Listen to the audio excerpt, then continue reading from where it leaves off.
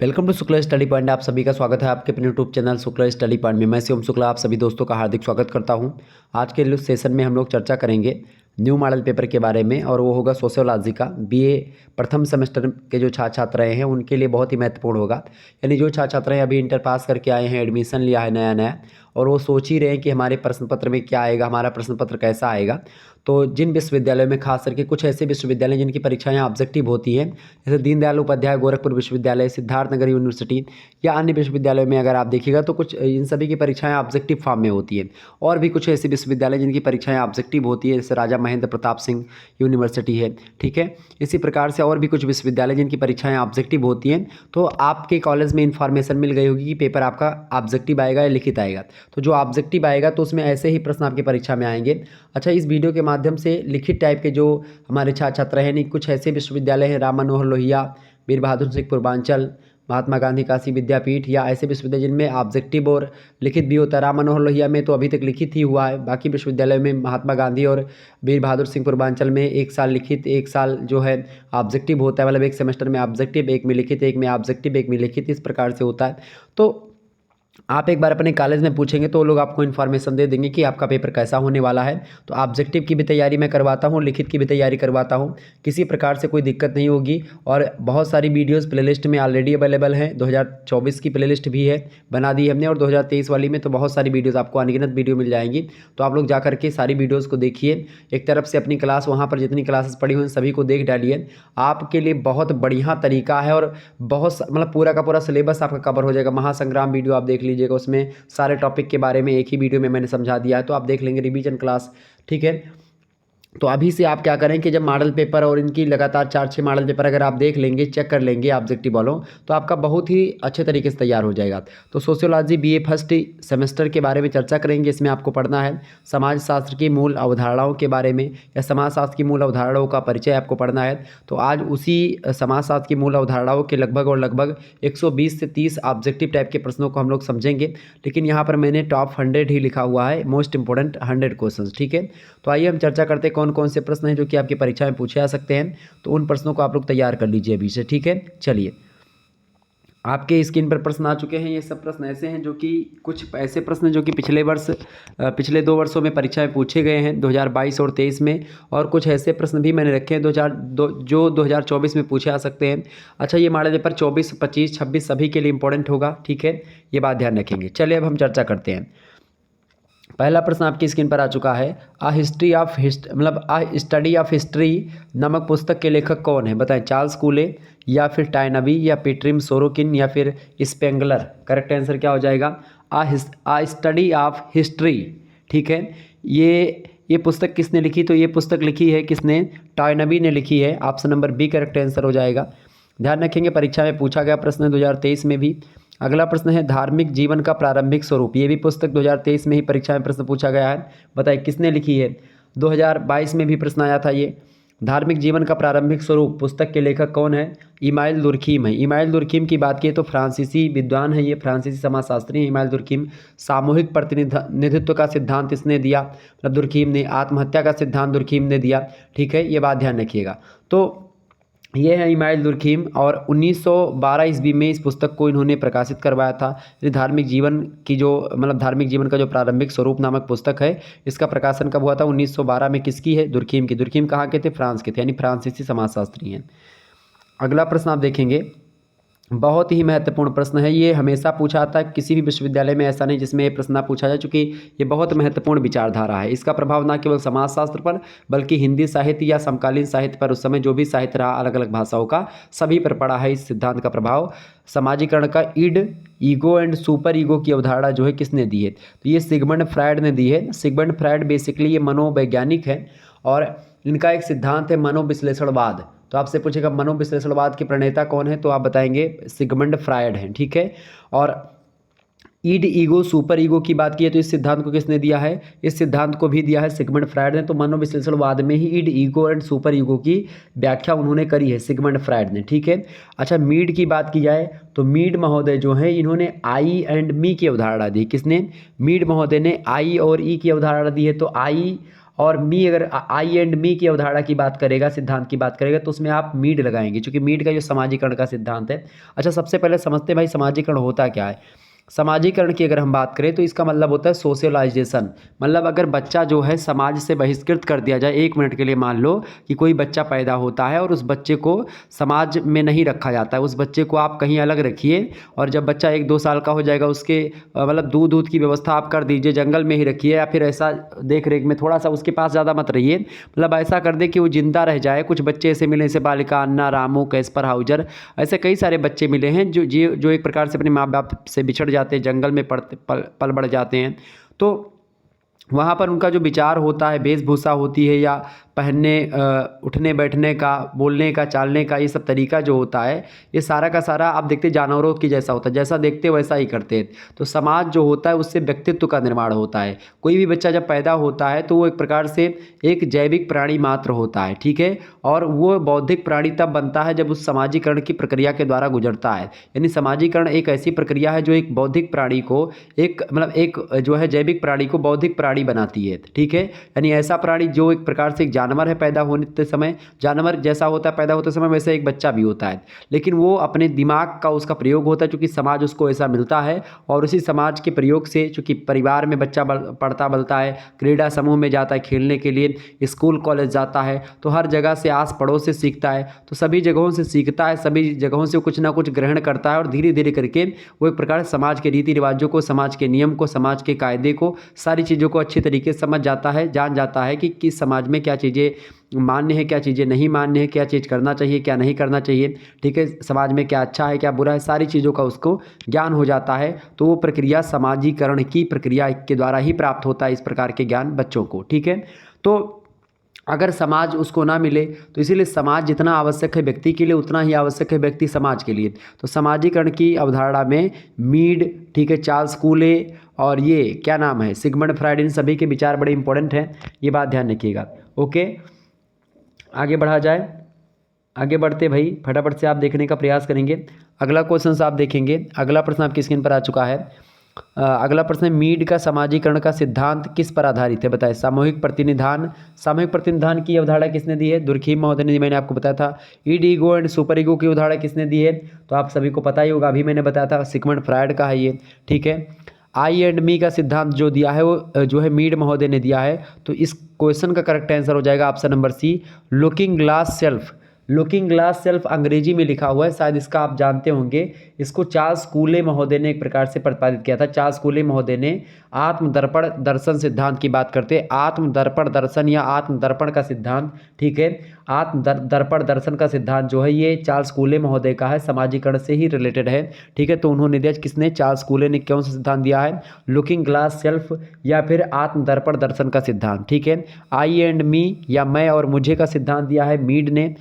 सामूहिक प्रतिनिधान का सिद्धांत दिया है इमाइल दुर्खीम ने। ईड ईगो एंड सुपर ईगो की बात करते हैं कौन, सिगमंड फ्रायड। क्लियर, तो ये चीज़ें आपके समझ में आ गई होंगी। 4 प्रश्न, एक ही प्रश्न आपसे तैयार हो रहे हैं यहाँ पर, तो आप ध्यान रखेंगे इस बात को। परीक्षा में प्रश्न यहाँ से बहुत पूछा जाता है, ये बात ध्यान रखेंगे। एक भी साल ऐसा नहीं रहा जहाँ पर यहाँ से प्रश्न इन चारों में से, मतलब इन चारों में से लगभग 1 से 2 प्रश्न हमेशा आते ही रहते हैं, तो ये बात ध्यान रखेंगे। अगला प्रश्न आप देखिएगा, समाजशास्त्र वह विज्ञान है जो सामाजिक क्रियाओं का व्याख्यात्मक बोध कराने का प्रयास करता है। यह कथन किसका है, ईबी टाइलर का, इमाइल दुर्खीम का, पीटरिम सोरोकिन का, या फिर मैक्स वेबर का। फटाफट से आप लोग बताने का प्रयास करेंगे। तो समाजशास्त्र वह विज्ञान है जो सामाजिक क्रियाओं का व्याख्यात्मक बोध कराने का प्रयास करता है, व्याख्यात्मक जानकारी देता है हमको, किसका, सामाजिक क्रियाओं का व्याख्यात्मक जानकारी देता है, वह विज्ञान समाजशास्त्र कहलाता है। ये बात कही थी मैक्स वेबर ने। ऑप्शन नंबर डी लगा दें, करेक्ट आंसर होगा। अगला प्रश्न आप देखेंगे, प्रश्न है, उत्तर प्रदेश के किस विश्वविद्यालय में सर्वप्रथम समाजशास्त्र का एक विषय के रूप में अध्ययन प्रारंभ होता है। तो मैं आपको कई बार बता चुका हूँ, सन 1921 ईस्वी में डॉक्टर मुखर्जी एक व्यक्ति होते हैं, लखनऊ विश्वविद्यालय के प्रोफेसर हैं। तो प्रोफेसर मुखर्जी ने सबसे पहले लखनऊ विश्वविद्यालय में 1921 ईस्वी में एक विषय के रूप में समाजशास्त्र का अध्ययन प्रारंभ करवाया, यूपी में, ठीक है। ये बात ध्यान रखेंगे, option number D correct answer होगा। अगला क्वेश्चन से आपसे पूछेगा, भारतीय स्तर पर कि भारत में सबसे पहले किस विश्वविद्यालय में समाजशास्त्र का अध्ययन एक विशिष्ट विषय के रूप में या एक पृथक विषय के रूप में हुआ है, तो आप बताएंगे बम्बई विश्वविद्यालय में, ठीक है, भारत स्तर पर 1914। अगला क्वेश्चन आप देखेंगे, आधुनिक युग में समाजशास्त्र का सबसे अधिक विकास किस देश में हुआ है, बताएं। तो आधुनिक युग की अगर बात की जाए, अच्छा समाजशास्त्र का विकास जो हुआ है वो कहाँ से हुआ है, तो वो हुआ है फ्रांस से। सबसे पहले कहाँ समाजशास्त्र की बात होती है, फ्रांस से।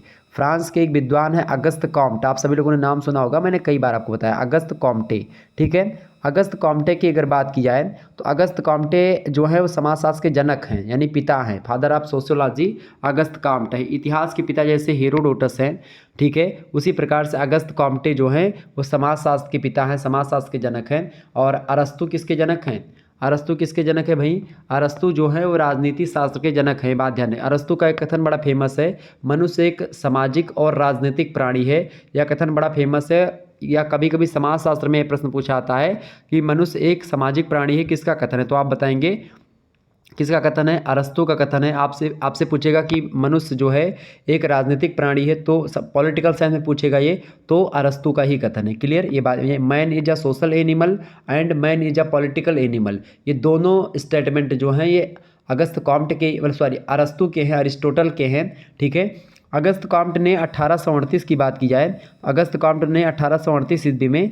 समाजशास्त्र को सबसे पहले समाजशास्त्र कहा।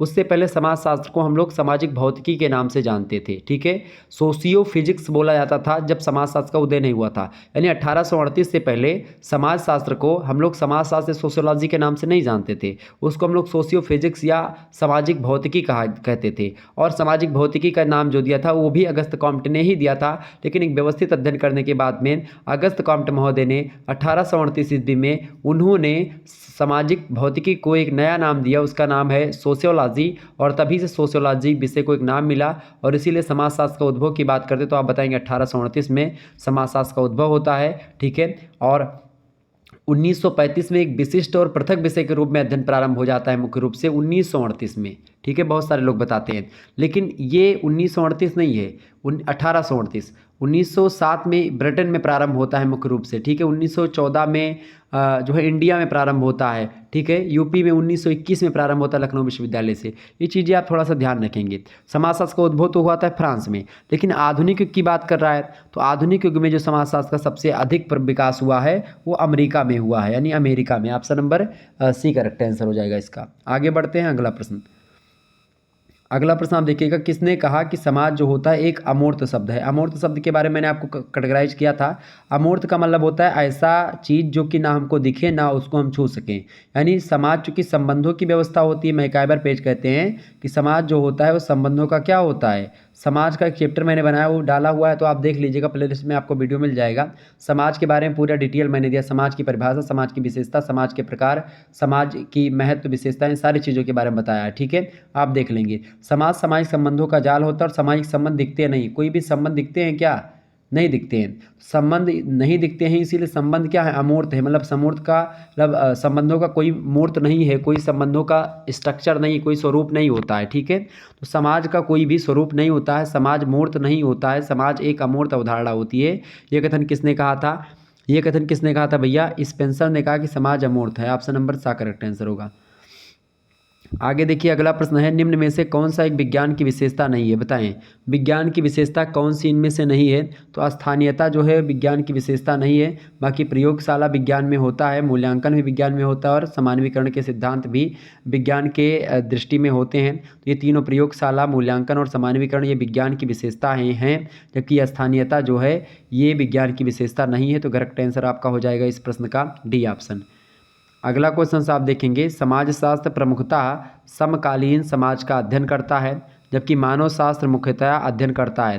तो समाजशास्त्र होता है वो समकालीन समाज का अध्ययन करता है, जबकि मानव समाज जो होता है वो आदिम समाजों का अध्ययन करता है। ऑप्शन नंबर दा करेक्ट आंसर हो जाएगा, D option is right answer. तो ध्यान रखेंगे, कई बार परीक्षा में सब प्रश्न पूछे गए हैं, इसीलिए मैंने इन प्रश्नों को रखा है। ठीक है, आगे बढ़ते हैं और भी चीज़ों को जानने का प्रयास। अगला प्रश्न आपकी स्क्रीन पर आ चुका है, किसने कहा है कि समाज का मतलब कि समाजशास्त्र समाज का विज्ञान है। तो समाजशास्त्र समाज का विज्ञान है, किसने कहा, समाजशास्त्र समाज का विज्ञान है, ऐसा कहा था वार्ड महोदय ने। ठीक है, option number B correct answer हो जाएगा। एक प्रश्न और आपसे पूछा जाता रहा है हमेशा, ठीक है, ये बात ध्यान रखिएगा। एक प्रश्न क्या पूछा जाता है, एक प्रश्न यह पूछा जाता है आपसे कि द ग्रामर ऑफ साइंस पुस्तक के लेखक कौन है, फटाफट से आप बताएंगे। तो द ग्रामर ऑफ साइंस पुस्तक को किसने लिखा है, पियर्सन ने लिखा है, कार्ल पियर्सन ने लिखा है। ये बात ध्यान रखिए, परीक्षा में पूछा जाता रहा प्रश्न। अच्छा, एक प्रश्न और आपसे पूछता है कि समाजशास्त्र और सामाजिक मानव शास्त्र जो हैं वो दोनों जुड़वा बहनें हैं। ये लगातार प्रश्न बनता रहा है। तो इसको किसने कहा था, तो इसको कहा था क्रोबर महोदय ने। ठीक है, एक प्रश्न और बनता है कि समाजशास्त्र और सामाजिक मानव शास्त्र जो है एक ही समान है और मतलब एक ही है और समान है, ऐसा कहा था हॉबेल महोदय ने। ये चीज़ें थोड़ा सा प्रश्न आपसे बनती है। अच्छा, समाज की स्वाभाविक एकता का सिद्धांत किसने दिया, या समाज का स्वाभाविक विकास का सिद्धांत किसने दिया, तो हर्बर्ट स्पेंसर ने दिया था। डार्विनवाद, समाज का डार्विनवाद किसने दिया, तो आप बताएंगे हर्बर्ट स्पेंसर ने दिया। ये दोनों प्रश्न आपसे पूछता है। सामूहिक चेतना की अवधारणा किसने प्रतिपादित करी है, दुर्खीम ने प्रतिपादित करी है। ठीक है, ये बात ध्यान रखिएगा। समझ रहे, अंतः समूह और बाह्य समूह को समूह में बांटा है ग्राह समनर ने। संदर्भ समूह की बात हाइमन करते हैं। प्राथमिक समूह की बात चार्ल्स कूले करते हैं। ठीक है, सदस्यता समूह की बात मीड करते हैं। ये बात ध्यान रखिएगा। तो ये सब प्रश्न आपकी परीक्षा में कई बार पूछे गए हैं, तो मैंने सोचा आपको इसको बता देना चाहिए। ठीक है, तो इन प्रश्नों को भी आप ध्यान रखिएगा ताकि टाइम टू टाइम आपको नोटिफिकेशन मिलता रहे और आप इसी प्रकार से और जानकारी पाते रहे और अच्छे तरीके से पढ़ते रहे। ठीक है, चलिए आगे बढ़ते हैं। अगला प्रश्न आपकी स्क्रीन पर आ चुका है। निम्नलिखित में से कौन समिति नहीं है, फटाफट से आप बताएंगे। गांव समिति नहीं है, या फिर सुधार संगठन, या कॉलेज, या फिर राजनीतिक दल, फटाफट से आप बताएंगे। समिति क्या नहीं इनमें से, देखें गांव जो होता है कोई समिति नहीं होती है। ठीक है, गांव एक संस्था होती है, गांव कोई समिति नहीं होती है। ठीक है, तो सुधार संगठन, कॉलेज और राजनीतिक दल जो होते हैं ये समितियां होती हैं। राजनीतिक दल जो होते हैं वो किसी निश्चित उद्देश्य के लिए बनाए जाते हैं। कॉलेज भी निश्चित उद्देश्य के लिए बनाया जाता है और सुधार संगठन भी निश्चित उद्देश्य के लिए बनाए जाते हैं। लेकिन गांव का कोई निश्चित उद्देश्य नहीं होता है, गांव का सामान्य उद्देश्य होता है। गांव एक समुदाय भी होता है। ठीक है, ये बात ध्यान रखेंगे। तो जो है ये चीज़ें थोड़ा सा ध्यान रखें। समितियां जो होती हैं उनका निश्चित उद्देश्य होता है। जैसे कि अभी नवरात्रि आएगी, दुर्गा पूजा होगा, तो दुर्गा पूजा समिति का निर्माण होता है। तो समिति को आप देख पाते हैं, समितियां कुछ लोगों का एक संगठन होती हैं, समूह होती हैं, समझ रहे हैं ना। तो इसी प्रकार से और एक निश्चित उद्देश्य के लिए वो गठित की जाती हैं, बनाई जाती हैं। ठीक है, तो वो होती हैं समितियाँ। तो समितियाँ जो होती हैं वो मूर्त होती हैं। ठीक है, समितियां निश्चित उद्देश्य के लिए बनाई जाती हैं। ये सारी चीज़ें समिति के बारे में मैं जल्दी बोर्ड पर वीडियो में पढ़ाऊंगा, तो उसमें सारी चीज़ें आपको क्लियर करवा दूंगा। अगला क्वेश्चन से और एक वीडियो में बनाऊंगी जिसमें समिति, संस्था में अंतर, ठीक है, समाज और समुदाय में अंतर, इन चीज़ों को बता दूंगा। आगे देखेंगे, अगला प्रश्न है निम्नलिखित में से कौन सा एक अस्थायी समूह नहीं है, बताएं। अस्थायी समूह नहीं है इनमें से। देखिए, जनता, भीड़ और श्रोता समूह, ये सब अस्थायी भीड़ होता है। जबकि परिवार जो होता है वो अस्थायी भीड़ होती है। क्या होती है, परिवार अस्थायी समूह होता है, अस्थायी समूह नहीं होता है। सॉरी, बताएं तो क्या होता है भाई। देखिए, अस्थायी समूह नहीं है इनमें से, तो परिवार अस्थायी समूह है। ठीक है, परिवार क्या है, अस्थायी समूह है। ऑप्शन नंबर इसका द करेक्ट आंसर होगा। अगला क्वेश्चन आपकी स्क्रीन पर आ चुका है। श्रोता समूह की विशेषता होती है, बताएं। श्रोता समूह की विशेषता क्या होती है, लोगों का संग्रह, बिल्कुल ठीक बात है।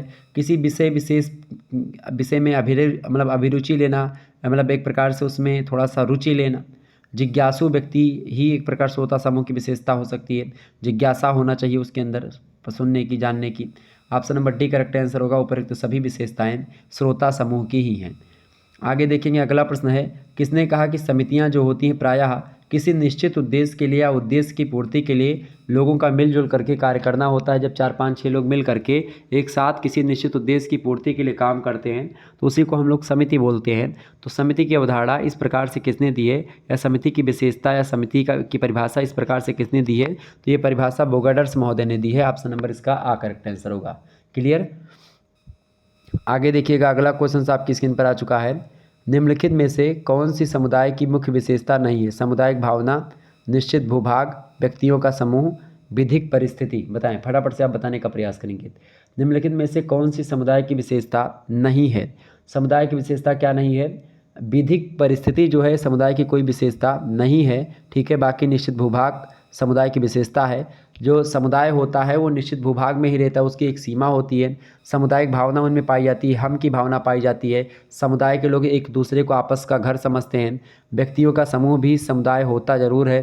ठीक है, तो इस प्रकार समुदाय व्यक्तियों का समूह भी है। सामुदायिक भावना भी पाई जाती है, समुदाय का एक नाम भी होता है। ठीक है, समुदाय में हम की भावना, पाई जाती है। समुदाय एक निश्चित भूभाग होता है और समान उद्देश्य की पूर्ति के लिए संपूर्ण जीवन एक ही स्थान पर रहते हैं। समुदाय की सदस्यता जो होती है वो ऐच्छिक नहीं होती है, ठीक है। आप जन्मजात सदस्य होते हैं समुदाय में, जबकि समितियों के सदस्य आप जो है जब मन की बरसनते जब मर्जी आप उसको छोड़ सकते हैं, ठीक है, मर्जी तो आप छोड़ सकते हैं।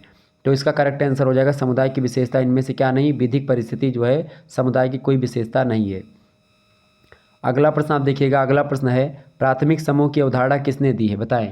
प्राथमिक समूह की बात की जाए, प्राथमिक और द्वितीयक समूह में बांटा है समूहों को चार्ल्स कूले ने। ऑप्शन नंबर इसका सा करेक्ट आंसर हो जाएगा। आगे देखेंगे, अगला प्रश्न है निम्नलिखित में से किसे अर्ध समूह कहा जा सकता है, बताएं। अर्ध समूह, राज्य, परिवार, उत्तेजित जनसमूह या फिर जाति। तो अर्ध समूह किसको आप कह सकते हैं, उत्तेजित जन समूह को आप लोग अर्ध समूह बोल सकते हैं। Option number D correct answer होगा। अगला क्वेश्चन है किसने संदर्भ समूह की अवधारणा दिया है।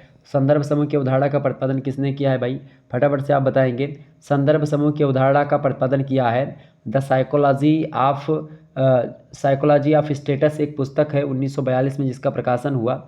उसी पुस्तक को लिखा है हाइमेन ने और उसी पुस्तक में संदर्भ समूह की विधिवत व्याख्या की गई है।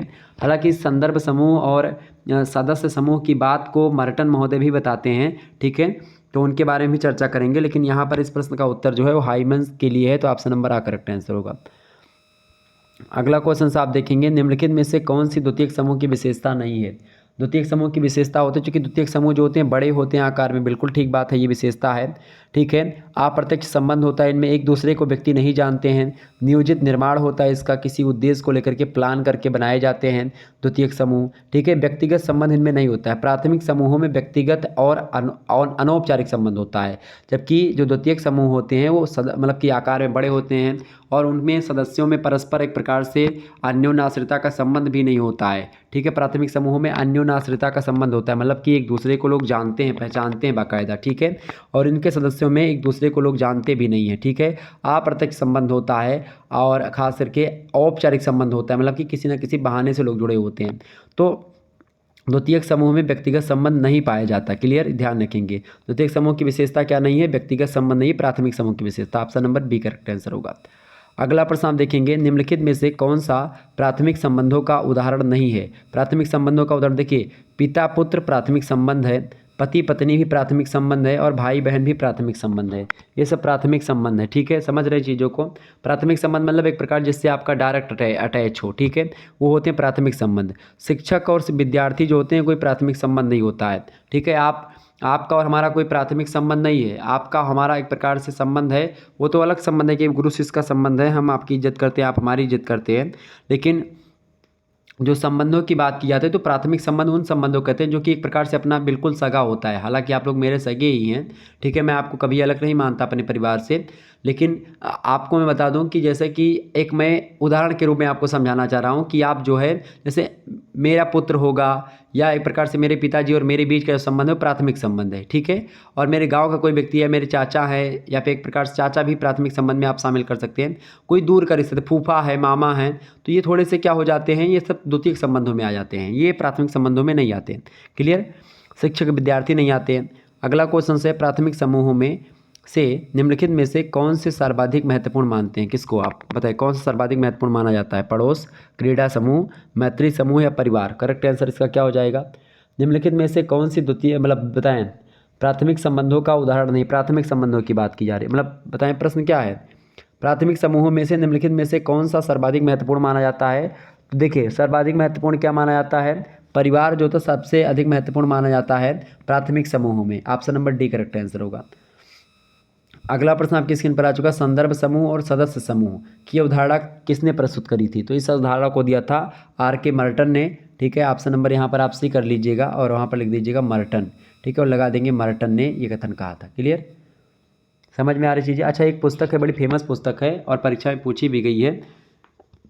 प्रश्न क्या पूछा गया था कि माइंड एंड सोसाइटी पुस्तक के लेखक कौन है, बताएं। माइंड एंड सोसाइटी पुस्तक के लेखक कौन है। तो माइंड एंड सोसाइटी पुस्तक को लिखा है बी पैरेटो ने, ठीक है। मनुष्य एक सामाजिक प्राणी, मैंने आपको बताया था पेपर में प्रश्न पूछा गया था, वो 2019, 20, 21, 22 सब में प्रश्न आता है लगातार। तो मनुष्य एक सामाजिक प्राणी अरिस्टोटल ने कहा था। अच्छा, एक प्रश्न और पूछा गया था, अरिस्टोटल का ही कथन है कि समाज के बिना मनुष्य या तो पशु है या फिर ईश्वर है। ये कथन भी अरस्तु का ही बड़ा फेमस है। एक कथन पीटरिम सोरोकिन का है, वो प्रश्न परीक्षा में पूछा गया था पिछले वर्ष कि समाज जो होता है स्वजातीय चेतना होती है। किसने कहा? तो समाज या किसने कहा कि समाज जो होती है स्वजातीय चेतना होती है? ये पीटरिम सोरोकिन ने कहा था। ये बात थोड़ा सा ध्यान रखेंगे, परीक्षा में प्रश्न आ सकता है। आगे देखिएगा, अगला क्वेश्चन आपकी स्क्रीन पर आ चुका, फटाफट से आप देखेंगे। बड़ा ही महत्वपूर्ण प्रश्न है परीक्षा की दृष्टि से आपके, और इसी प्रकार से और भी वीडियोज़ आपके समक्ष आते रहेंगे और आप सभी लोग वीडियो को बस शेयर करते रहें। अगला प्रश्न है, हिंदू विवाह के परंपरागत प्रकार हैं? 2 प्रकार के, 4 प्रकार के, 8 प्रकार के या 5 प्रकार के? विवाह कितने प्रकार के होते हैं? तो हिंदू विवाह की अगर बात की है तो हिंदू विवाह में 8 प्रकार के एक प्रकार से विवाह की बात की गई है। ठीक है, कितने प्रकार के विवाह होते हैं? 8 प्रकार के विवाह होते हैं। ये बात सभी विवाह क्या होता है? वेस्टरमार्क कहते विवाह को लेकर के कि नर और नारी के मध्य न्यून अधिक अस्थायी संबंध में प्रजनन की क्रिया से परे बच्चों के जन्म के उपरांत भी बना रहता है, तो वो होता है विवाह। ठीक है, विवाह की परिभाषा को देते हुए हार्टन और हंट कहते हैं कि विवाह एक स्वीकृत सामाजिक प्रणाली होती है जिसके अनुसार 2 या 2 से अधिक व्यक्ति जो होते हैं परिवार की स्थापना करते हैं। मैलिनोवस्की कहते हैं कि विवाह बच्चों की उत्पत्ति और देखभाल हेतु एक इकरारनामा होता है। अर्नेस्टर और आर ग्रोटर्स कहते हैं कि संगी बनकर रहने की सार्वजनिक स्वीकृति और कानूनी पंजीकरण ही विवाह होता है कि एक साथ एक लड़का और एक लड़की बिना शादी के नहीं रह सकते हैं। ठीक है, ये बात ध्यान रखिएगा। प्राथमिक संबंधों में डॉक्टर दुबे एक बात बताते हैं, जैसे कि प्रश्न आपसे पूछा गया था प्राथमिक संबंधों को लेकर के।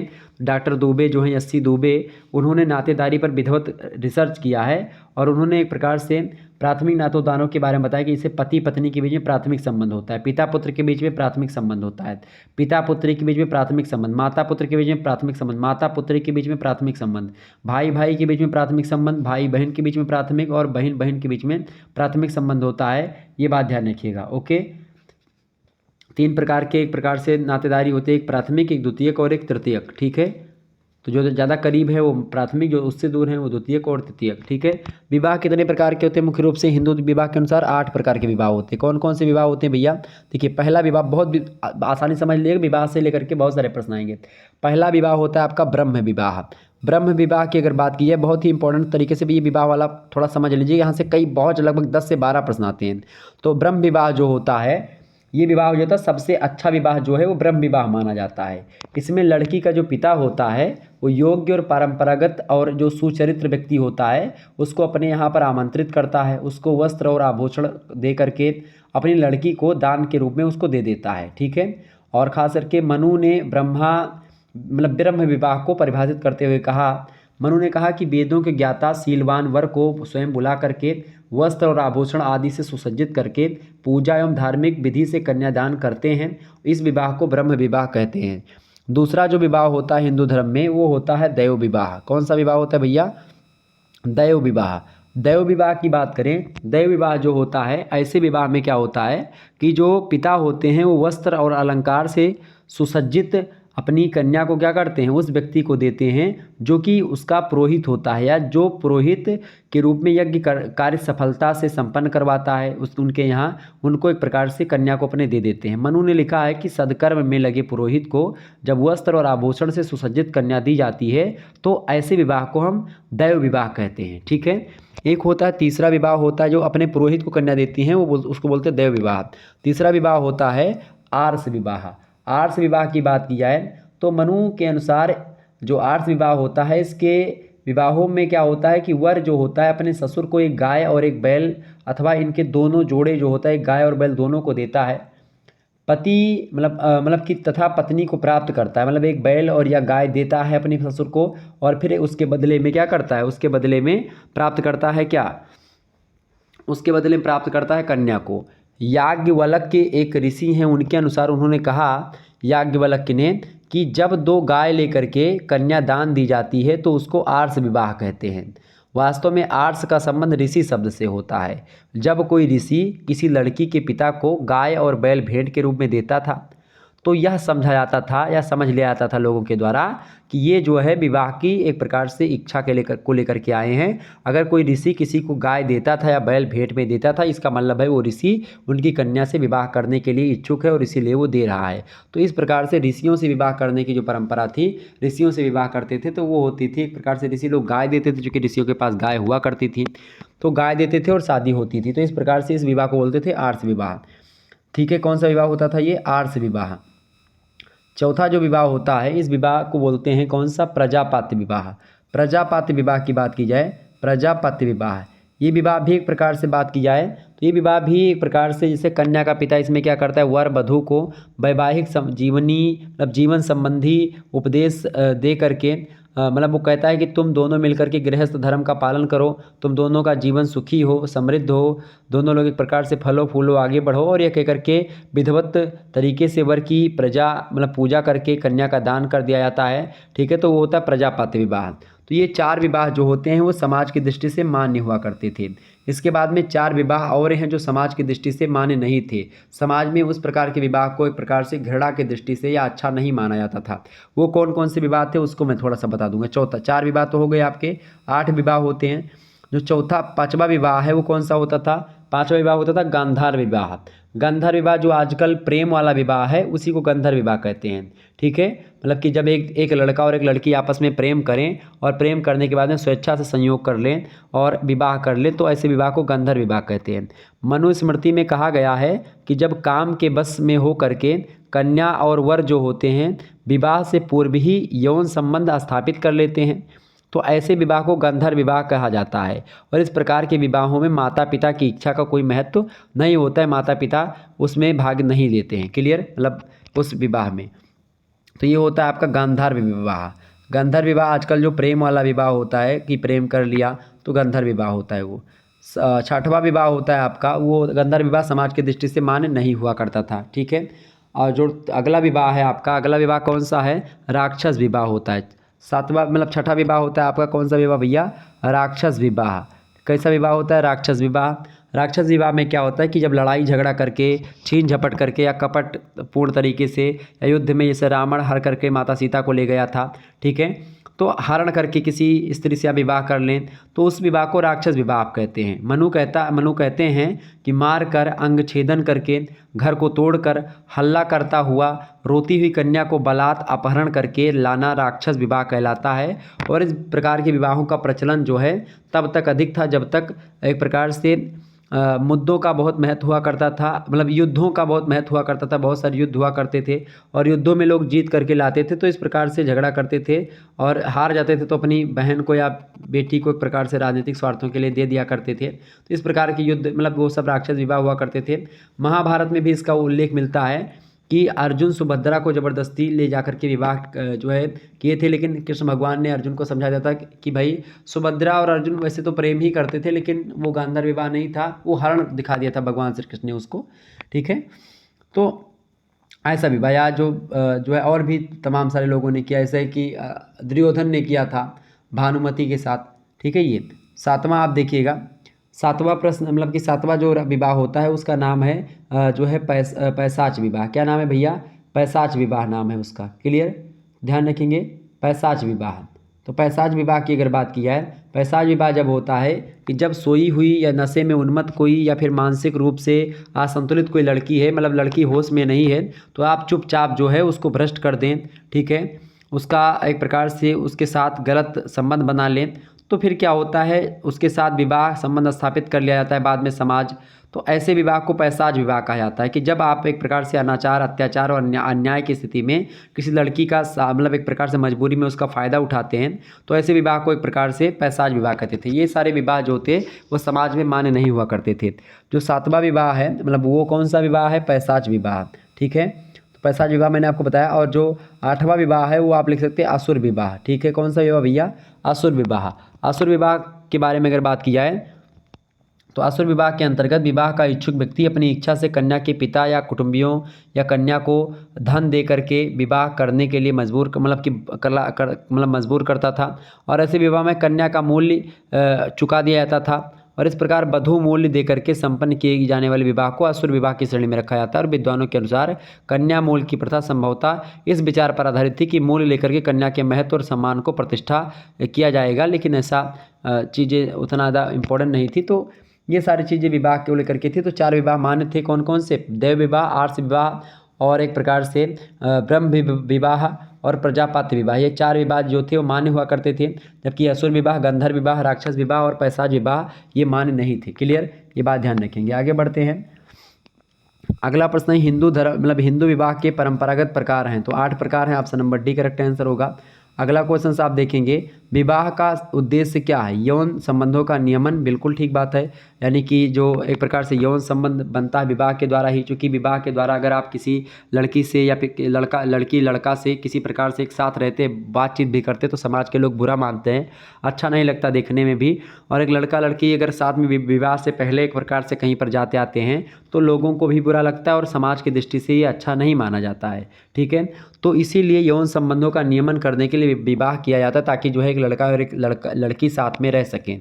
ठीक है, और इस प्रकार से शारीरिक संबंध भी बना सकें। जब विवाह हो जाए तो उसके बाद में आप शारीरिक संबंध बनाए, कोई नहीं आपको रोकता है, लेकिन उससे पहले अगर आप ऐसा करते तो वो खिलाफ है समाज के। ठीक है, आप सामाजिक नियमों का उल्लंघन करते हैं, उसके लिए समाज आपको दंड भी दे सकता है। दूसरी बात है सामाजिक संगठन को मजबूत करने के लिए भी विवाह किया जाता है, क्योंकि सामाजिक संगठन मजबूत होता है और जैसा हमारे पूर्वज लोग करते हैं तो विवाह करना ही अनिवार्य होता है। और खास आप विवाह अगर नहीं करेंगे तो लोग आपके यही कहेंगे कि भाई लड़के में या लड़की में कुछ कमी थी इसलिए इसकी शादी नहीं हुई। बहुत लोग मज़ा लेंगे आपकी। तो शादी को लेकर के मत कहना कि मैं शादी नहीं करूँगा। अगर विवाह उबाह आता है आपके घर पे तो तुरंत हाँ ठीक है। अब ये मत कहना पिताजी पूछ रहे हैं कि का भैया ब्याह हुआ होते कैली का, तभी ना कहो कि नहीं जो है पापा ब्याहवा कर लो हमारे जो ज़रूरी है, ये ना कहो, बस खाली कह दो। अब आप लोग जानिए, मैं क्या बोलूँ, मतलब ऐसे थोड़ा सा ऐसे बताएंगे, थोड़ा सा तो जान जाएंगे आपके पापा कि आपका विचार है शादी करने का, तो करवा देंगे।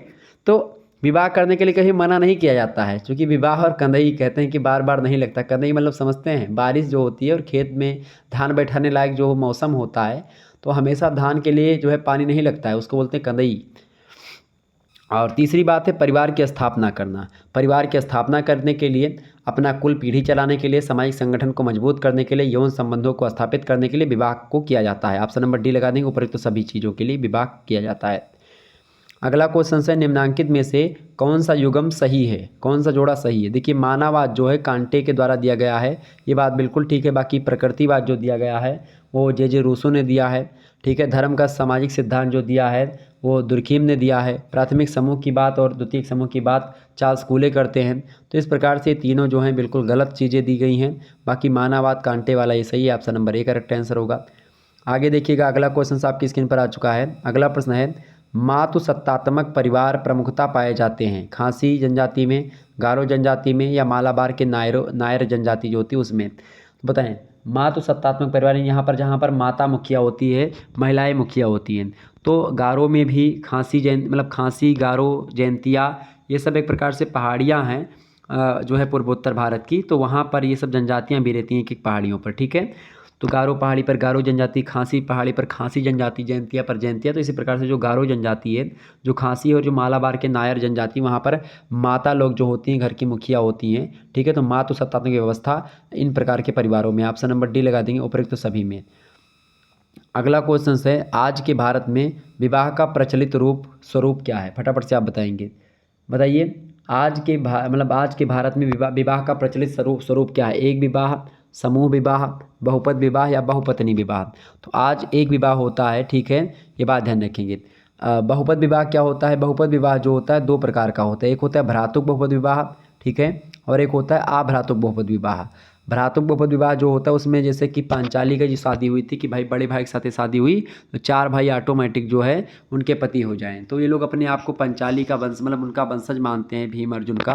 ठीक है, और कहते हैं कि भाई हम लोग यही करते। तो कुछ विवाह अभी भी कुछ जगहों पर कुछ जनजातियों में ये बहुपद विवाह का प्रचलन है, भ्रातृक बहुपद विवाह का। एक होता है कि अभ्रातृक बहुपद विवाह। ऐसे विवाहों में क्या होता है कि जो कन्या होती है वो कई लोगों से शादी करती है और एक प्रकार से क्या होता है इसमें उसमें एक प्रकार से एक घर होता है, उसमें कन्या रहती है और उसमें बारी बारी से समय फिक्स होता है लोगों का और वो एक प्रकार से अपने पति कर्म का एक निर्वहन करते हैं और आते जाते रहते हैं। तो ये होता है दो प्रकार का विवाह, भ्रातृक और अभ्रातृक। ठीक है, एक में भाई भाई ही पति होते हैं, दूसरे में भाई पति नहीं होते हैं। बड़े भाई की शादी होगी ऑटोमेटिक चार पांच भाई जितने भी होंगे सारे के सारे ऑटोमेटिक उसके पति हो जाएंगे। ठीक है, बहुपत्नी विवाह भी एक प्रकार से ऐसी होती है। बहुपत्नी विवाह में क्या होता है, एक साली विवाह होता है, देवर विवाह होता है, तो वो सब होते हैं। बहुपत्नी विवाह का मतलब एक प्रकार से ये होता है कि भाई कई पत्नियों को रखना साथ में, दो दो पत्नी, तीन तीन पत्नी पहले रहती थी और दो पत्नी है तो एक प्रकार से अगर कोई व्यक्ति दो से तीन पत्नियां रखता है तो एक बड़ी प्रतिष्ठा की बात होती थी प्राचीन ज़माने में कि भाई दो आजकल तो है एक पत्नी जो है लोग नहीं रख पाते हैं, तो 2 पत्नियों की बात ही अलग बात है। और एक प्रकार से ये गलत भी है। अगर आप पुरुषों के लिए सोचें, अगर आप बहुत ऑड लगता होगा जब बहुपद विवाह की बात मैंने बताई थी कि भाई एक कन्या होती है, कई पति होते हैं उसके, तो आपको थोड़ा सा ऑड लगा होगा कि सर जी क्या बता रहे हैं। लेकिन कुछ समाज ऐसे जहाँ पर पति जो हैं वो कई होते हैं, पत्नियाँ एक ही होती हैं। जैसे जहाँ जहाँ पर जो है औरतें कम हैं, वहाँ पर ऐसी सिचुएशन है। कुछ जनजाति हैं जो कि प्रथाएं ऐसी स्वीकार करती हैं।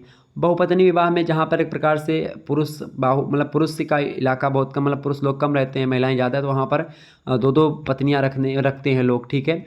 और पहले प्राचीन राजा महाराजा कई कई पत्नियाँ रखते, जिधर गए युद्ध लड़ा, जीते, उनको बंदी बनाया, तो वो लोग हाथ जोड़ जोड़ करके एक बिटिया हमारे, एक बहन है, इनके शादी कर देते रहे उन्हें कि हाँ दोबारा से फिर आक्रमण ना करें, इनसे पिंड छूटे, ठीक है, समझ रहे हैं।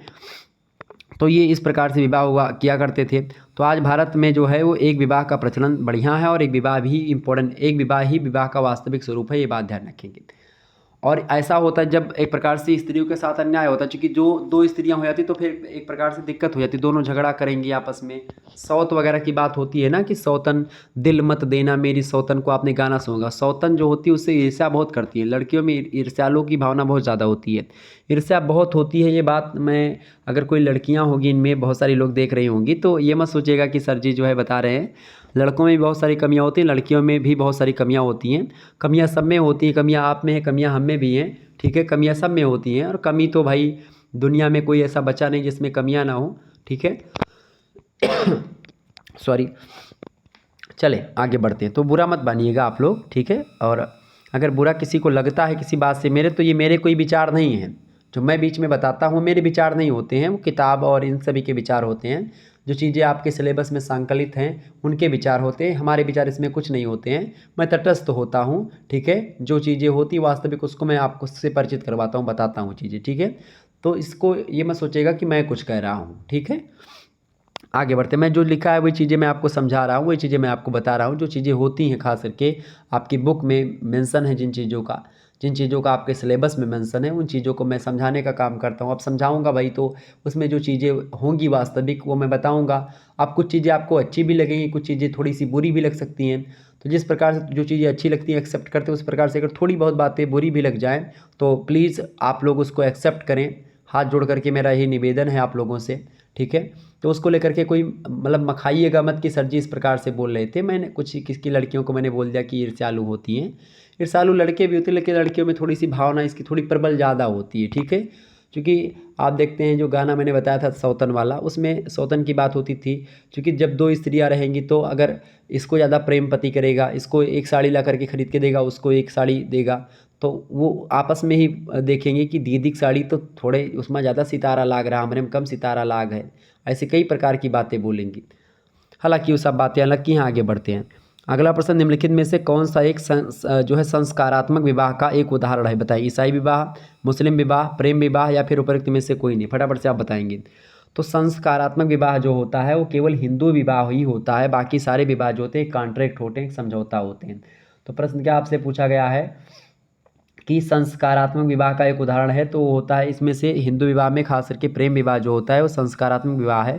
बाकी ईसाई विवाह एक समझौता है, मुस्लिम विवाह भी एक समझौता है। ऑप्शन नंबर इसमें आप सी लगा सकते हैं। अच्छा, संस्कारात्मक विवाह का उदाहरण भी आप प्रेम विवाह को भी मत लगाइए, क्योंकि गंधर्व विवाह जो होता है प्रेम विवाह होता है। और खास करके यहाँ पर अगर आपको देता आर्ष विवाह या ब्रह्म विवाह की बात करता, प्रजापत्य के विवाह की बात करता, तो मैं बता देता।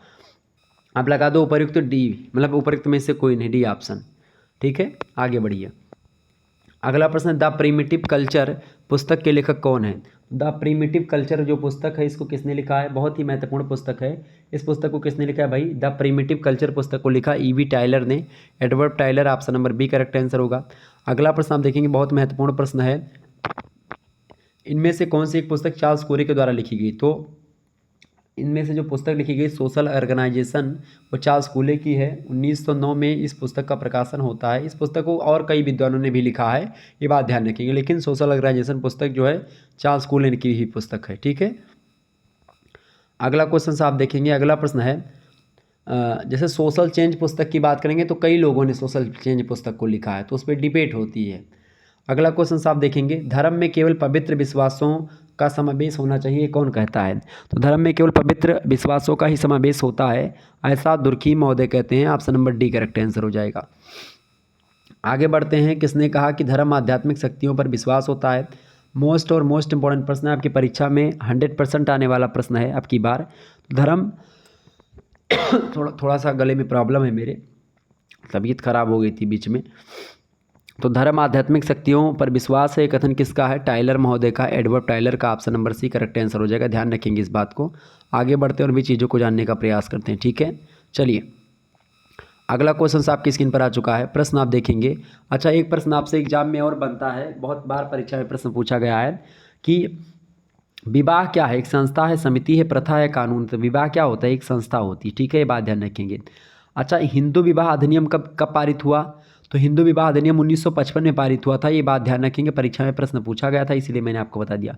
एक शारदा एक्ट भी पारित हुआ है, तो किसको लेकर के पारित हुआ है? तो बाल विवाह को लेकर के पारित हुआ, ये भी प्रश्न पूछा गया था। और एक पुस्तक है kinship organisation in India. Kinship organisation in India पुस्तक के लेखक कौन है? ठीक है, 2019, 23 और एक प्रकार से 22 में भी ये प्रश्न पूछा गया था कि एक दो विश्वविद्यालय में, किनशिप ऑर्गेनाइजेशन इन इंडिया। तो इस पुस्तक को लिखा इरावती कर्वे जी ने। इरावती कर्वे एक महिला हैं, ये बात ध्यान रखेंगे, ठीक है। तो इरावती कर्वे जी ने लिखा है किनशिप ऑर्गेनाइजेशन इन इंडिया पुस्तक को।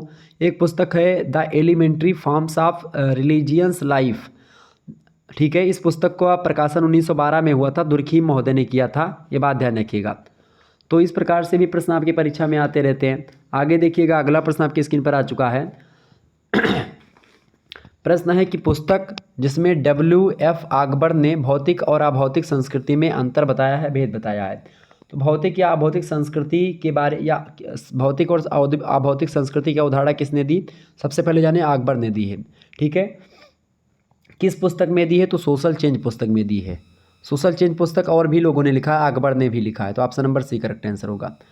अगला क्वेश्चन आप देखेंगे, कौन सा सांस्कृतिक का लक्षण नहीं इनमें से? देखिए, संस्कृति सीखा हुआ व्यवहार होता है, बिल्कुल ठीक बात है। संस्कृति में हस्तांतरित होने का गुण होता है, एक पीढ़ी से दूसरी पीढ़ी में संस्कृतियाँ जो होती हैं हस्तांतरित होती हैं। संस्कृति जो होती है वो अधिवैयक्तिक होती है, बिल्कुल ठीक बात है ये भी। संस्कृति में असामाजिकता का गुण नहीं पाया जाता है, लेकिन यहाँ पर है कि असामाजिकता का गुण होता है, तो ये गलत हो गया आपका। यानी प्रश्न आपसे गलत ही छांटने के लिए बोला गया था, तो गलत आपका डी वाला है, करेक्ट आंसर हो जाएगा डी ऑप्शन। अगला क्वेश्चन आप देखेंगे, फैशन मनुष्य की कुछ गहरी प्रवृत्तियों को संतुष्ट करता है, वे गहरी प्रवृत्तियाँ कौन कौन सी हैं? तो मनुष्य जो होता है, फैशन जो होता है, मनुष्य की गहरी प्रवृत्तियों को संतुष्ट करता है। वह गहरी प्रवृत्तियाँ होती हैं नवीनता की ललक, पृथक पहचान की लालसा और अनुरूपता की आवश्यकता। ऑप्शन नंबर डी लगा देंगे। उपरोक्त तो सभी लालसा या उन सभी को प्रवृत्तियों को संतुष्ट करता है फैशन। अगला क्वेश्चन है, किसने कहा है कि संस्कृति पर्यावरण का मानव निर्मित भाग है? लगातार परीक्षा में प्रश्न पिछले 2-3 वर्षों से ये प्रश्न लगातार पूछा जा रहा है, और पहले ही पूछा जाता था, लेकिन जो है मैं नई शिक्षा नीति की बात करूं तो 2022 और 23 दोनों में पूछा गया प्रश्न है, संस्कृति पर्यावरण का मानव निर्मित भाग है। ये कथन हर्ष कोविट्स का है। Option number D correct answer होगा।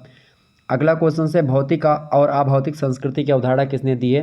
तो भौतिक और अभौतिक संस्कृति की अवधारणा अकबर महोदय ने दी है। ऑप्शन नंबर आ करेक्ट आंसर हो जाएगा। अपनी किस पुस्तक में दी है? सोशल चेंज पुस्तक में। अगला प्रश्न आप देखेंगे, निम्नलिखित में से कौन सा संस्कृति का तत्व नहीं है?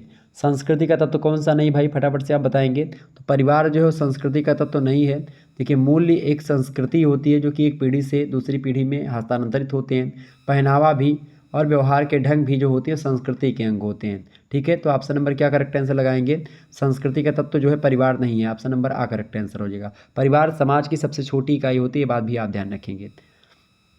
अगला क्वेश्चन है, निम्नलिखित में से कौन अभौतिक संस्कृति का उदाहरण नहीं है? प्रथाएं, जनरीतियाँ, निषेध या औषधियाँ? तो बताएं, अभौतिक संस्कृति का उदाहरण क्या नहीं है? तो औषधियाँ जो होती हैं वो अभौतिक संस्कृति का उदाहरण नहीं है। बाकी प्रथाएं, जनरीतियाँ और निषेध जो हैं ये अभौतिक संस्कृति के उदाहरण हैं। अगला क्वेश्चन आप देखेंगे, किसने कहा है कि संस्कृति वह जटिल समग्रता है जिसमें ज्ञान, विश्वास, कला, आचार, कानून, प्रथा ऐसी ही अन्य क्षमताओं और आदतों का समावेश रहता है जिन्हें मनुष्य समाज के सदस्य के नाते प्राप्त करता है? यह कथन किसका है? फटाफट से बताएंगे। तो ये कथन कहा था एडवर्ड टाइलर ने। Option number B correct answer होगा। नेक्स्ट क्वेश्चन आप देखेंगे, अगला प्रश्न आपकी स्क्रीन पर आ चुका है।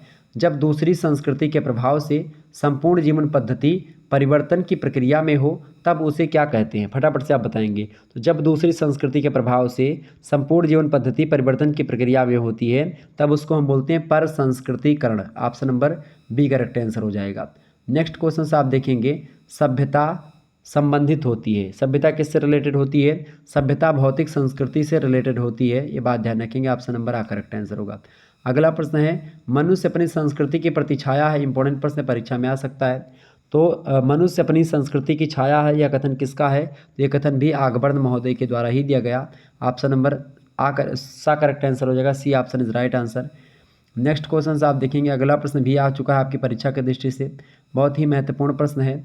और ध्यान रखेंगे, किसने कहा है कि समाज संघर्ष मिश्रित सहयोग होता है? तो समाज जो होता है संघर्ष मिश्रित सहयोग है, ये कथन किसने कहा था?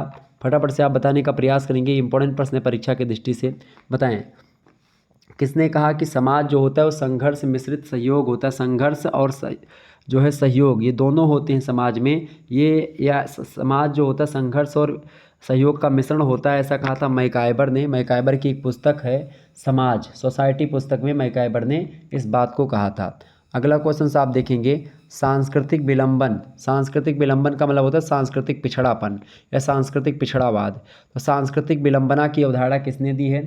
सांस्कृतिक विलंबना की अवधारणा किसने दी? फटाफट से आप लोग कमेंट करके इसको बताएंगे।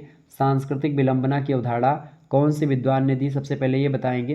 तो प्रश्न आप सांस्कृतिक पिछड़ापन, मैंने आपको बता दिया इसका मतलब होता है, ठीक है। अब प्रश्न आपसे पूछा गया है कि सांस्कृतिक विलंबन का अर्थ क्या होता है?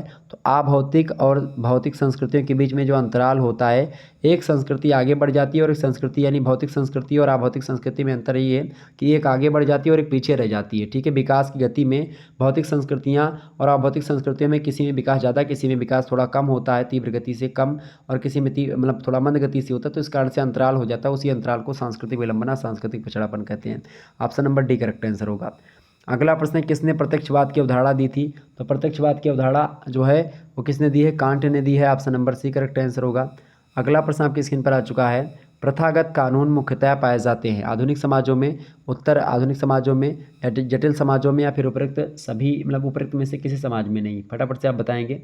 तो प्रथागत कानून जो होते हैं वो जटिल समाजों में पाए जाते हैं। ऑप्शन नंबर सा करेक्ट आंसर होगा। अगला क्वेश्चन से, यह कथन किसका है कि मनुष्यों में सामाजिकता का गुण पाया जाता है लेकिन वे संघर्ष प्रवृत्त प्राणी होते हैं? इंपॉर्टेंट कथन है ये कि मनुष्यों में सामाजिकता का जो क्वालिटी होती है, सोसाइटी की क्वालिटी जो होती है, ठीक है, वो पाई जाती है लेकिन वे संघर्ष प्रवृत्त प्राणी होते हैं। ऐसा किसने कहा था? ऐसा कहा था कॉलिंस महोदय ने। ये बात ध्यान है, किसने कहा था भाई? कॉलिंस महोदय ने कहा था। ऑप्शन नंबर इसका आ करेक्ट आंसर हो जाएगा। आगे बढ़ते हैं, अगला क्वेश्चन से आप देखेंगे। अगला क्वेश्चन आपकी स्क्रीन पर आ चुका है, किसका कथन है कि संघर्ष जो होता है स्वयं समाज की प्रकृति का हिस्सा है, वस्तुतः समाज खुद द्वंद्व की स्थिति के लिए जिम्मेदार होता है? ये कथन किसका है, बताएं। ये कथन किसका है? किंग्सले डेविस का था। Option number D correct answer होगा। अगला प्रश्न आपकी परीक्षा की दृष्टि से महत्वपूर्ण है, निम्नलिखित में से कौन सी प्रतिस्पर्धा की विशेषता है? कंपटीशन की विशेषता क्या? लक्ष्यों की समानता, अचेतन प्रक्रिया या अवैयक्तिक प्रक्रिया, या फिर ये सभी? तो करेक्ट आंसर क्या हो जाएगा? अचेतन, अवैयक्तिक, लक्ष्यों की समानता, ये सब प्रतिस्पर्धा की विशेषताएं होती हैं। ऑप्शन नंबर डी लगा देंगे। उपरोक्त सभी प्रश्न परीक्षा में पूछा सकता है, बात ध्यान रखेंगे। अगला प्रश्न है, निम्नलिखित में से किसने सहयोग को प्रत्यक्ष और अप्रत्यक्ष सहयोग में बांटा है? तो प्रत्यक्ष सहयोग और अप्रत्यक्ष सहयोग को बांटा है मैकाइबर पेज ने। Option number B correct answer होगा। अगला प्रश्न है, निम्नलिखित में से कौन सी एक सहयोगात्मक प्रक्रिया है? तो सहयोगात्मक प्रक्रिया क्या होती है? सहयोग जो होती है वो सहयोगात्मक प्रक्रिया है। Option number B correct answer होगा। अगला प्रश्न, किसने कहा कि अंतःक्रिया के विभिन्न स्वरूपों को सामाजिक प्रक्रिया कहते हैं? बहुत ही महत्वपूर्ण प्रश्न है। सामाजिक प्रक्रिया को परिभाषित करते हुए किसने कहा था? किसने कहा था भैया कि अंतःक्रिया के विभिन्न स्वरूपों को सामाजिक प्रक्रिया कहते हैं? ये कहा था बीसंज और बीसंज ने। ऑप्शन नंबर आ करेक्ट आंसर हो जाएगा, ए ऑप्शन। नेक्स्ट क्वेश्चन है, निम्नलिखित पद्धतियों में से कौन सी गुणात्मक पद्धति है? तो गुणात्मक पद्धति होती है सांख्यिकीय पद्धति जो है वो गुणात्मक पद्धति है, ठीक है। ऑप्शन नंबर इसका सी करेक्ट आंसर होगा। अगला क्वेश्चन से आप देखेंगे, निम्नलिखित में से कौन सा एक सही सुमेलित नहीं है, बताएं। देखिए, परिस्थिति और भूमिका का जो है सिद्धांत दिया था वो लिंटन महोदय ने दिया था, ठीक है। वर्ग संघर्ष की विचारधारा कार्ल मार्क्स की है, ठीक है। और आपको बता दूं प्रभु जाति की अवधारणा, प्रभु जाति की अवधारणा किसने दी है? तो प्रभु जाति की अवधारणा वो श्रीनिवास ने दी है, ये बात ध्यान, एम एन श्रीनिवास, ठीक है। लेकिन जो एक संघर्ष का सिद्धांत था तो वो हर्बर्ट स्पेंसर का नहीं था। तो हर्बर्ट स्पेंसर का कौन सा सिद्धांत है भाई? हर्बर्ट स्पेंसर का स्वाभाविक सिद्धांत, ठीक है। तो आपका वो गलत हो जाता। तो 2 प्रश्न यहाँ से तैयार हुए। परिस्थिति और भूमिका की बात कौन करते हैं? परिस्थिति और भूमिका की अवधारणा किसने दी है? तो लिंटन ने दी है। वर्ग संघर्ष की विचारधारा किसने दी है? तो कार्ल मार्क्स ने दी है। क्लियर। आगे देखें, अतिरिक्त मूल्य का सिद्धांत भी कार्ल मार्क्स देते हैं। क्लियर। कार्ल मार्क्स कहते हैं धर्म जो होता है जनता के लिए अफीम होता है। इसके अलावा कार्ल मार्क्स जो है वो एक प्रकार से मार्क्स इसी के मतलब कि इसी का प्रभाव जो बहुत ज़्यादा पड़ा, पूंजीवाद के विरोध में बातें करता था कार्ल मार्क्स, ठीक है। बताएं, एक पुस्तक है, बड़ी फेमस पुस्तक है और ह्यूमन सोसाइटी। ह्यूमन सोसाइटी पुस्तक के लेखक कौन है? आप सभी लोग कमेंट करके इसको बताएंगे। ह्यूमन सोसाइटी पुस्तक के लेखक कौन है? आप सभी लोग कमेंट करके इसको बताएंगे, ठीक है। ये बात ध्यान रखिएगा। एक पुस्तक और है, the function of social conflict. इस पुस्तक को किसने लिखा है? The function of social conflict पुस्तक को लिखा कोजर महोदय ने। आप लोग ह्यूमन सोसाइटी पुस्तक के लेखक का नाम बताएं। फटाफट से आप बताने का प्रयास करेंगे, बहुत सहज है, ठीक है। बताइएगा सभी लोग, ठीक है। चलें आगे बढ़ते हैं और भी प्रश्नों को जानने का प्रयास करते हैं। अगला प्रश्न आपकी स्क्रीन पर आ चुका है।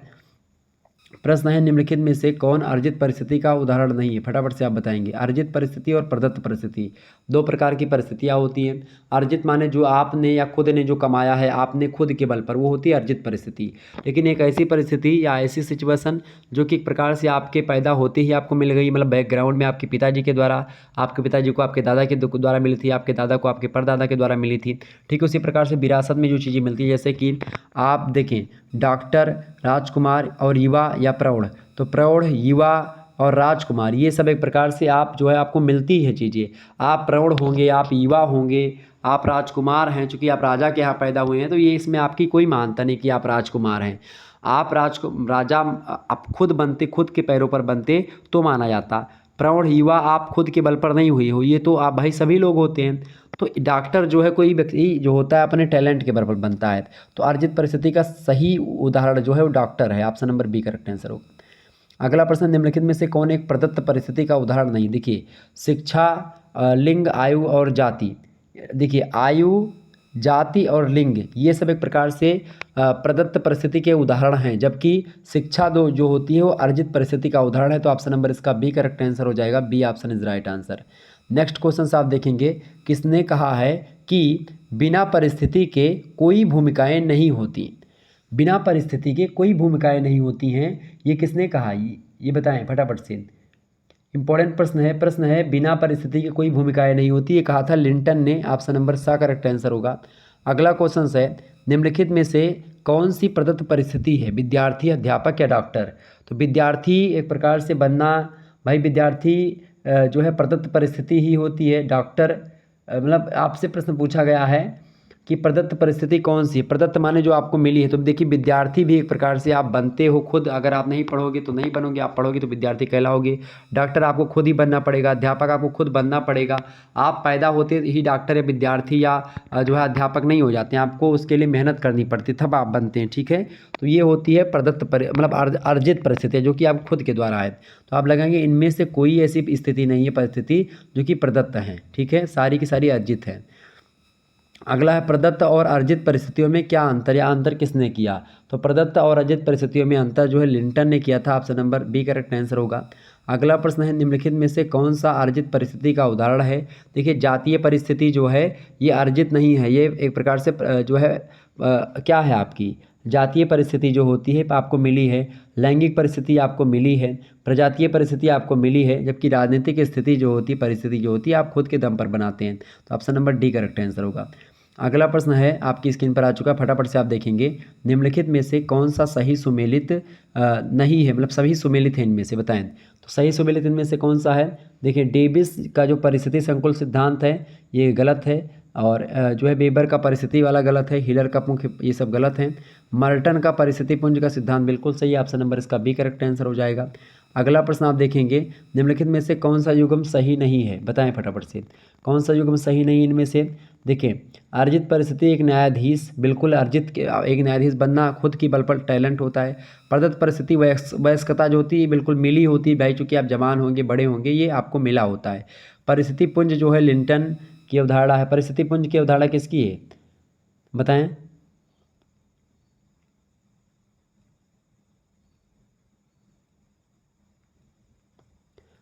देखिए भूमिका पुंज की बात यहाँ पर की परिस्थिति पुंज की बात जो है वो लिंटन भी करते हैं और मर्टन भी करते हैं, और भूमिका पुंज की बात की तो मर्टन नहीं करते। तो करेक्ट गलत आंसर आपका क्या हो जाएगा, ऑप्शन नंबर डी।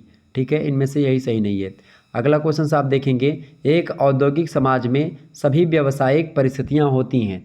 एक औद्योगिक समाज में सभी व्यावसायिक परिस्थितियाँ जो होती हैं, व्यावसायिक परिस्थितियाँ वो अर्जित की जाती हैं। Option number B correct answer होगा। अगला प्रश्न है, प्रधान परिस्थिति की अवधारणा किसके द्वारा दी गई है।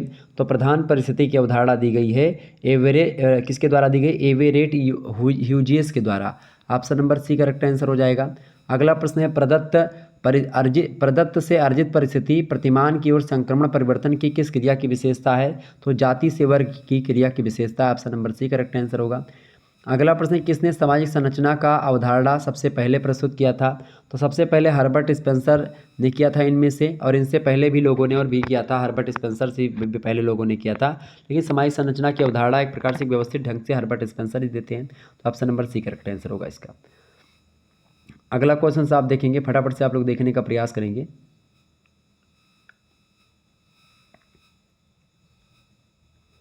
सभी लोग देखिएगा, सामाजिक स्तरीकरण का क्या अर्थ होता है। सामाजिक स्तरीकरण, सोशल स्ट्रैटिफिकेशन होता है सामाजिक स्तरीकरण का मतलब। ठीक है, सामाजिक स्तरीकरण की प्रकृति सामाजिक होती है और सब पुरातन व्यवस्था है सामाजिक स्तरीकरण। प्रत्येक समाज की विशेषताएं होती है सामाजिक स्तरीकरण। हर एक समाज में होता है, ऊंच नीच का जो क्रम होता है समाज में होता ही है सभी जगहों पर। जाति व्यवस्था, वर्ण व्यवस्था, दास व्यवस्था, जागीरें, ये सब सामाजिक स्तरीकरण के स्वरूप होते हैं, ये बात ध्यान रखिएगा। आयु, लिंग और प्रजाति और आध्यात्मिकता, संपत्ति, जन्म और रक्त संबंध, धार्मिक योग्यता, शारीरिक और बौद्धिक योग्यता, कुशलता के आधार पर समाज में एक प्रकार से स्तर आपका फिक्स होता है कि आप किस स्तर के व्यक्ति हैं। ठीक है, ये बात ध्यान रखेंगे।